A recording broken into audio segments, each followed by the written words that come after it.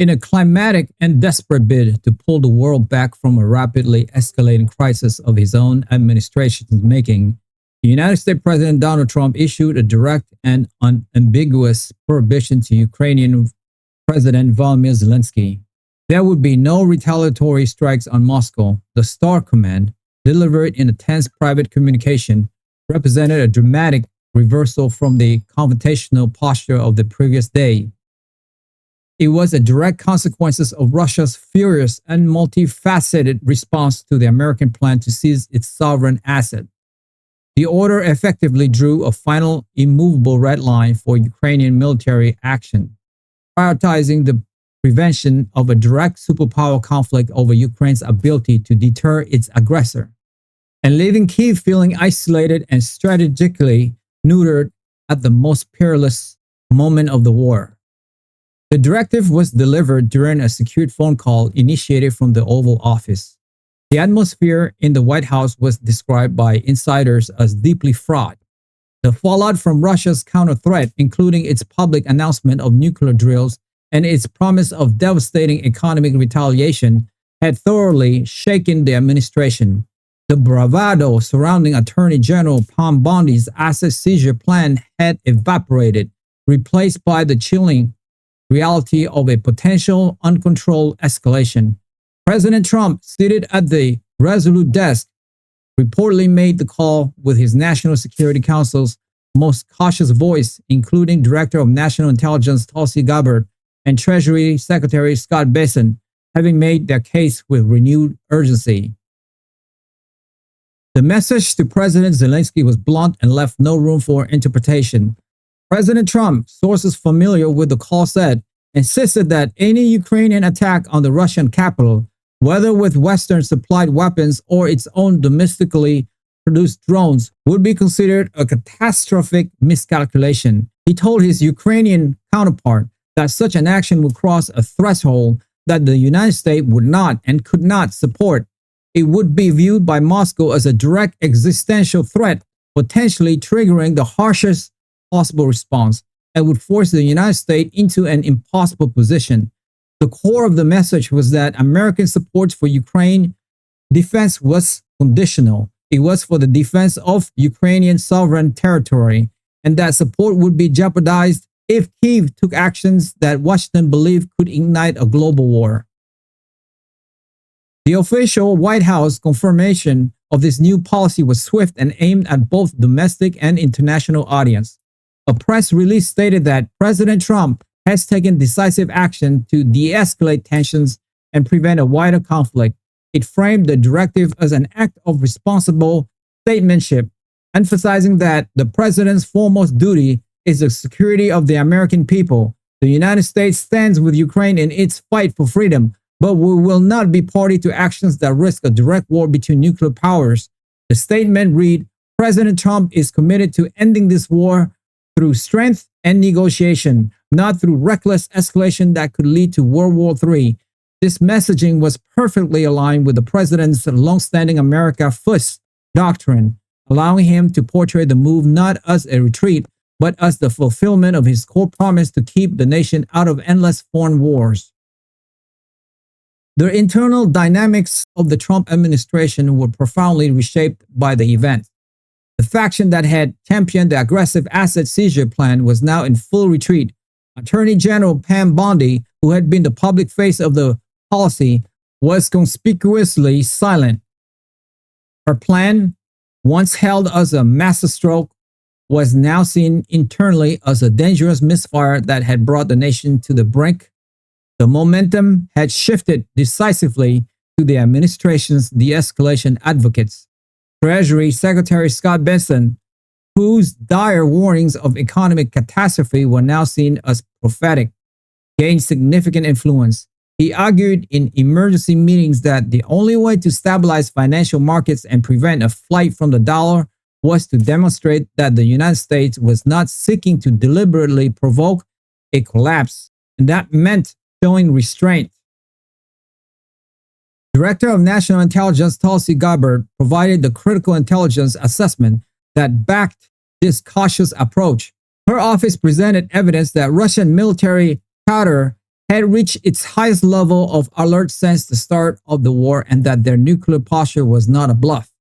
Her analysis concluded with high confidence that a strike on Moscow would be interpreted by the Kremlin's hardliner as a green light for the use of tactical nuclear weapons, a scenario from which there would be no easy off-ramp. Secretary of Defense Peter Hegseth, responsible for managing the military implications, publicly supported the president's directive. He issued a clarifying statement from the Pentagon, reiterating that U.S. military aid is for the purpose of defending Ukraine's sovereignty and territorial integrity, and is subjected to end-use conditions that preclude strikes deep within Russian territory, especially against strategic centers like Moscow. This created a consistent, albeit restrictive, policy line, linking this new directive back to the earlier decision to withhold long-range missiles. The reaction from Kyiv was one of utter devastation and barely concealed fury. For President Zelenskyy and his government, the American order was the ultimate betrayal. After and during a massive Russian missile barrage that deliberately targeted civilians, being told they were forbidden from striking back at the aggressor's capital felt like a death sentence for their strategy of deterrence. A senior official in the Ukrainian presidential office, speaking to the press on condition of anonymity, described the mood in Kyiv as apocalyptic. First, they deny us the weapon to reach the enemy. Now, they forbid us from using our own weapons to reach the enemy. The official said the United States is effectively providing the Kremlin with a sanctuary city from which they can plan and launch their genocidal war against our people. This is not de-escalation. It is the legitimization of terror. President Zelensky's formal response was delayed, but his foreign minister released a scathing statement.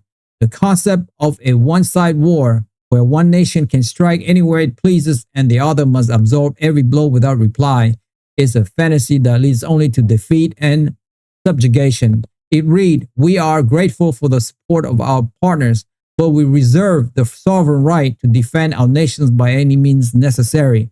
The aggressor must know that there is a price to be paid, not just on the battlefield in Ukraine, but in the halls of powers where these criminal orders are given." The statement, while stopping short of directly defying the American order, made Ukraine's profound disagreement and sense of abandonment clear to the entire world. The international reaction to President Trump's directive was sharply divided, further exposing the fissures in the Western alliance. In Moscow, the news was received with public triumphalism. The Kremlin spokesperson hailed it as a victory for Russian resolve.